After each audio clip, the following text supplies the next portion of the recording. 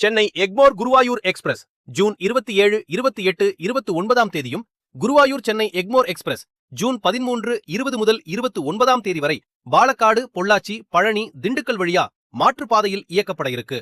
Erode Sengottai express June 19 முதல் 26ஆம் தேதி வரையிலும், செங்கோட்டை ஈரோடு எக்ஸ்பிரஸ் ஜூன் 20ஆம் தேதி முதல் 27ஆம் தேதி வரையிலும், தாம்பரம் செங்கோட்டை எக்ஸ்பிரஸ் ஜூன் 21, 25, 28ஆம் தேதி, செங்கோட்டை தாம்பரம் எக்ஸ்பிரஸ் ஜூன் 29ஆம் தேதியும் சிவகாசி, ராஜபாளையம், சங்கரம் கோவில் வழியாக இயக்கப்பட இருக்கு.